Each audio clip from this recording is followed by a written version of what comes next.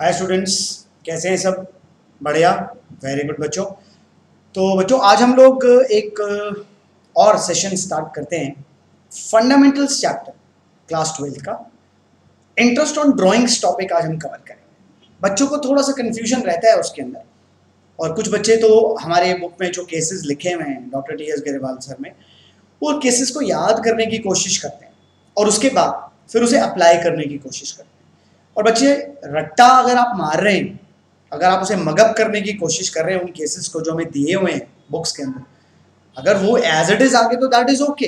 But अगर वो as it is नहीं आए, उनमें हल्का सा कुछ शफलिंग कर दिया, टाइम पीरियड, अमाउंट शफल हो गए, तो फिर आपको कहीं ना कुछ प्रॉब्लम आ सकती है। सो इसीलिए आज हम उस टॉपिक को डिस्कस करते हैं। लेट्स सी कि हम उसको कितना क्लियर कर पाते हैं। तो बच्चों, इंटरेस्ट ऑन ड्राइंग्स का जो स्ट्रेट फॉरवर्ड लॉजिक है वो क्या है, हम सबको मालूम है कि अगर ड्राइंग्स का अमाउंट और उसका रेट ऑफ इंटरेस्ट दोनों आपको क्वेश्चन में गिवन होते हैं और टाइम पीरियड गिवन नहीं होता, तो हमें हमारे टीचर्स ने सिखाया है, आप सबको सिखाया है कि हम टाइम पीरियड 6 मंथ्स लेते हैं और इंटरेस्ट ऑन ड्राइंग्स 6 मंथ्स का कैलकुलेट किया जाता है। कब करते हैं बच्चों? When the amount and the rate of interest on drawings both are given but the time period is not given, then we assume that interest on drawings is to be calculated for a period of 6 months, right? तो ये तो चलेगा ही, ये ऐसे ही sustain रहेगा। लेकिन उसके अलावा इंटरेस्ट ऑन ड्राइंग्स को कैलकुलेट करने की हमारे पास दो मेथड्स हैं। One is called average period method and other is called product method. तो बच्चों पहले हम एवरेज पीरियड मेथड की बात डिस्कस करेंगे आज की। एवरेज पीरियड मेथड कब एप्लीकेबल होगा, प्रोडक्ट पीरियड मेथड कब एप्लीकेबल होगा, और उसके बाद कुछ कैलकुलेशन सीखेंगे। सो बच्चों आज अगर हम पहले बात करते हैं एवरेज पीरियड मेथड की, कि एवरेज पीरियड मेथड को कैसे डिस्कस करना है हमने। So now first of all we will discuss with our average period method. तो बच्चों मैंने बोला कि इंटरेस्ट ऑन ड्राइंग्स को कैलकुलेट करने के हमारे पास दो मेथड्स हैं। वन इज, तो बेटा थोड़ा सा इसको रब करने की कोशिश करते हैं आज।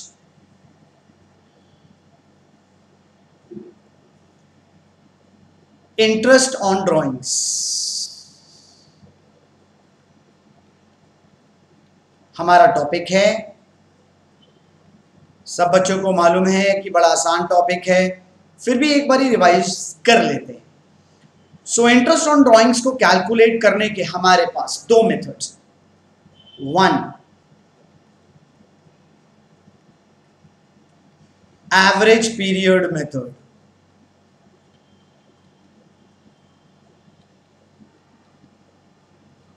And second product method.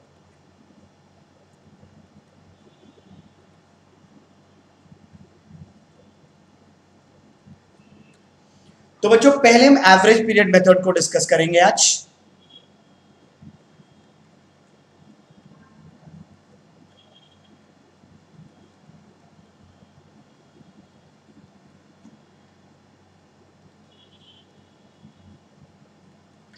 अच्छा बच्चों, सबसे पहले तो एवरेज पीरियड मेथड लगेगा कब, कि सर कैसे पता चलेगा कि हमें एवरेज पीरियड मेथड लगाना है या हमें प्रोडक्ट मेथड लगाना है? Question is correct. Average period method कब अप्लाई होगा? When the amount of drawings, the time period and frequency of the drawings is same. क्या बोला बच्चों मैंने? When the amount and the time period and frequency of withdrawing amount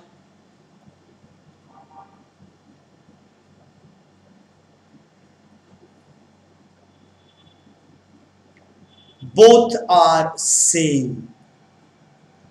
मतलब कि आपने पैसा कब निकाला, कितना निकाला और पैसे को विड्रॉ करने की फ्रीक्वेंसी, अगर ये तीनों सेम है तो आप एवरेज पीरियड मेथड अप्लाई करेंगे। अब ये अमाउंट तो समझ में आ गया बच्चों को कि सर अमाउंट तो मालूम है सर कि हर बार अमाउंट सेम होना चाहिए, बट बच्चों ये टाइम पीरियड और फ्रीक्वेंसी क्या चीज है? फॉर एग्जाम्पल बच्चों अगर मैं बोलता हूं कि मैंने एज अ पार्टनर 1 अप्रैल 2019 को 5,000 रुपए विड्रॉ करें, सो अगली ड्रॉइंग अगर मैं कहता हूं कि मैंने 1 जुलाई 2019 को 5,000 रुपए ही विड्रॉ करें, ठीक है, कोई प्रॉब्लम नहीं। फिर मैं कहता हूं कि मैंने 1 अगस्त 2019 को 5,000 विड्रॉ करें, ठीक है, चलिए। फिर कहता हूं कि मैंने 1 अक्टूबर 2019 को 5,000 विड्रॉ करें। So that means what? Just observe, time period, sorry, the amount is same, but the date is also same, but is the frequency same? कैसे? अप्रैल में विड्रॉ करा, मई और जून छोड़ा, जुलाई में करा, फिर इमीडिएटली अगस्त में करा, फिर 1 महीने का गैप दिया, अक्टूबर में करा, यहां पे 2 महीने का गैप था, जुलाई में करा, यहां पर सीधा 1 महीने का गैप, फिर 1 महीने का गैप। इसका मतलब क्या है? Frequency is not same. The gap between the withdrawings should also be same. अगर मैं बोलूं कि मैंने 1 अप्रैल को करा, 1 मई को करा, 1 जून को करा,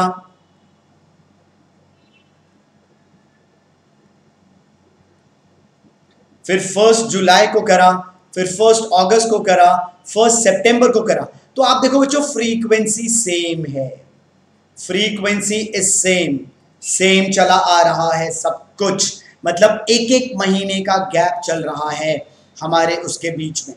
तो इसका मतलब क्या हुआ कि अगर फ्रीक्वेंसी सेम है, अप्रैल से मई, मई से जून, जून जुलाई, अगस्त, एक एक महीने का चल रहा है, after every 1 month we are withdrawing money, and if the amount is also same मान के चलते हैं, then you apply your average period method, या एक एक महीने का गैप दे दो, 1 अप्रैल, फिर 1 जून, फिर 1 अगस्त, फिर 1 अक्टूबर, again frequency is same, there is a gap of 1 month and date is also same, 1st, या फिर जैसे हम बोलते हैं कि सर मैंने पहली बारी 15 अप्रैल को विड्रॉ करा, तो फिर मैंने 15 मई को करा, फिर 15 जून को, फिर 15 जुलाई को, फिर 15 अगस्त को। इसका मतलब क्या है?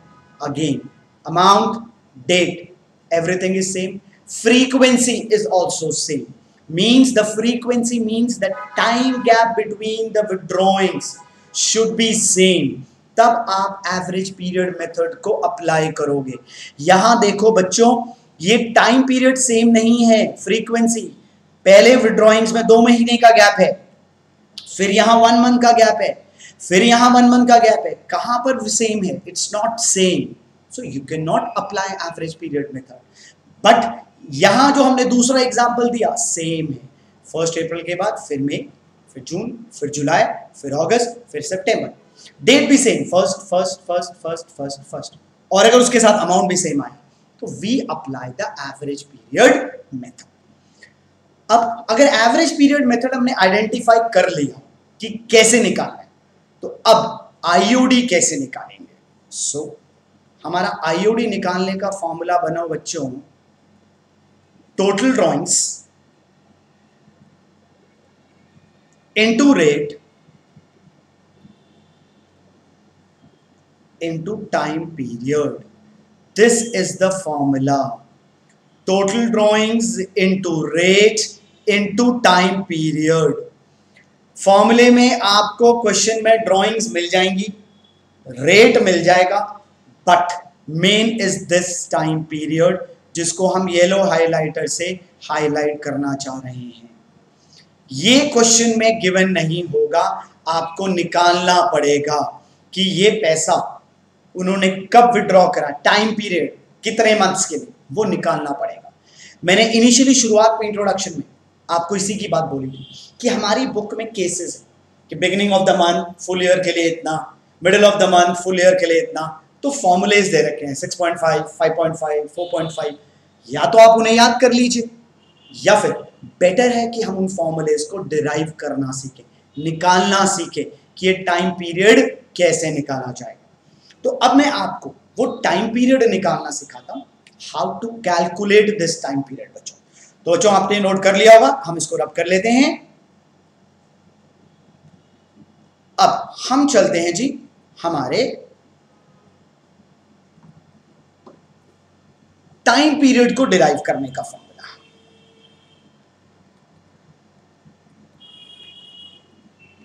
बुक में फॉर्मूला भी गिवन है, ऐसा नहीं कि फॉर्मूला गिवन नहीं है, आपको एक्सप्लेन करूंगा, निकालना सिखाऊंगा। जैसे formula is time left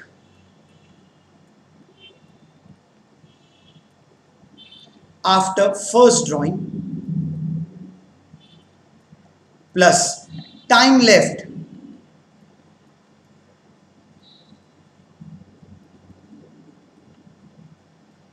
after last drawing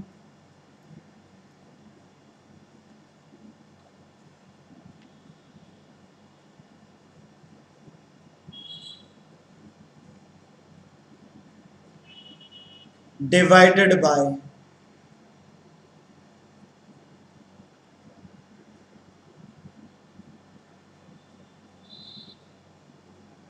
2.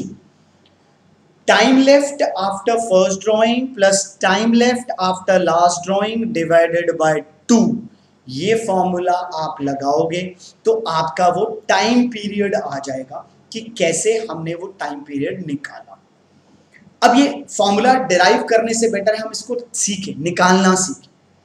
देखो आपने जब इस फॉर्मूले को अप्लाई करना है तो आपने क्या देखना है कि पैसा कब निकाला, उसकी फ्रीक्वेंसी क्या है और कितने टाइम पीरियड के लिए पैसा विड्रॉ करना। Because drawings can be for 3 months, 6 months, 9 months और full year. It depends upon the question कि आपने पैसा कब विड्रॉ करा। 3 महीने के लिए है, 6 महीने के लिए है, 9 months के लिए है, 12 months के लिए है। क्योंकि जब तक आपको वो टाइम पीरियड नहीं पता चलेगा बच्चों कि फॉर्मूला ड्रॉइंग्स कितने टाइम पीरियड के लिए निकाली है, तब तक आप इस फॉर्मूले को अप्लाई नहीं कर पाओगे। जैसे हम एक एग्जांपल लेते हैं, हम लेते हैं जैसे ए withdrew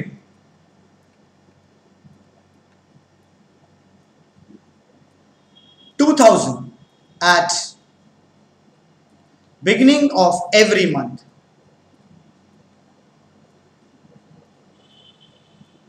for the whole year ending 31st March 2020। ए ने 2000 रुपीज विड्रॉ करे हर मंथ के बिगिनिंग में, कितने टाइम पीरियड के लिए, पूरे साल के लिए। देखो मैं येलो हाईलाइटर से हाईलाइट कर रहा हूं बच्चों कि क्या क्या चीजें देखनी है आपने। अमाउंट कितना, कब विड्रॉ करा, हर महीने की शुरुआत में, कितने टाइम के लिए विड्रॉ करा, पूरे साल के, यानी 12 months के लिए विड्रॉइंग हुई। मतलब अगर मैं इसको आपको इंटरप्रेट करके दिखाऊं बच्चों तो इसका मतलब क्या हुआ, उसकी पहली ड्राइंग 1 अप्रैल को होगी, फिर 1 मई, 1 जून, 1 जुलाई, 1 अगस्त, ऐसे करते करते करते करते करते करते लास्ट ड्राइंग होगी 1 मार्च, क्योंकि 31 मार्च को तो मेरा ईयर खत्म हो जाएगा। यानी जो पहली ड्राइंग उसने करी होगी वो करी होगी 1 अप्रैल 2019 को, और आखिरी ड्राइंग वो करेगा 1 मार्च 2020 को, और 31 मार्च को तो मेरा ईयर ही खत्म हो जाता है। अब how to derive this formula. He has withdrawn money at the beginning of every month. So formula देखो बच्चों, time left after first drawing, पहली ड्राइंग उसने 1 अप्रैल को करी। अब ये जो टाइम लेफ्ट है, सर के बच्चे कहते हैं सर टाइम लेफ्ट मतलब क्या, कितना, कहां का टाइम। टाइम लेफ्ट का मतलब है जब आपका साल खत्म हो रहा है, यहां तक कितने महीने बचे पहली ड्राइंग करने के बाद। मेरा ईयर 31 मार्च को खत्म हो रहा है, पहली ड्राइंग 1 अप्रैल को करी, तो 31 मार्च तक कितने महीने बचे, 12 मंथ्स। कैसे बच्चों? अप्रैल, मई, जून, जुलाई, अगस्त, सितंबर, अक्टूबर, नवंबर, दिसंबर, जनवरी, फरवरी, मार्च, पूरा। Plus time left after last drawing. अब बच्चे क्या करते हैं? बीच की ड्राइंग्स देखना स्टार्ट कर देते हैं। इनको नहीं देखना है हमने। Time left after last drawing. Last drawing कब करी थी? 1 मार्च को। तो 31 मार्च तक कितने महीने बचे? 1 महीना divided by 2। So 13 divided by 2 is 6.5 months. दोबारा समझ लो बच्चों, time left after first drawing, पहली ड्राइंग अगर वो 1 अप्रैल को करेगा, मेरा साल 31 मार्च तक खत्म होता है, तो यहां से लेके यहां तक पूरे 12 मंथ्स बचते हैं। अप्रैल का पूरा महीना, मई, जून, जुलाई, अगस्त, ऐसे। Plus time left after last drawing, आखिरी ड्राइंग करता है 1 मार्च को, तो यहां से लेके यहां तक 1 महीना तो बचा, सिर्फ मार्च का month. So 12 plus 1 divided by 2 is 6.5 months. अब अगर मुझे आईयूडी का फॉर्मूला लगा, 2000 एवरी मंथ कर रहा है, तो पूरे साल की ड्राइंग्स हो गई 24,000। रेट अज्यूम कर लेते हैं 10%, और time period is 6.5 months. So you will do 6.5 divided by 12। अब बच्चे कहते हैं सर डिवाइडेड बाय 12 क्यों? बिकॉज रेट के आगे पर एनम लिखा है और हमें इंटरेस्ट मंथली बेसिस का निकालना है, सो डिवाइडेड बाय 12 करना पड़ेगा। सो बच्चों आपको क्या देखना है? अमाउंट कब निकाला और कितने टाइम पीरियड के लिए निकाला। जैसे अगर मैं इसी एग्जांपल को लेता हूं, थोड़ा सा चेंज करता हूं। For example,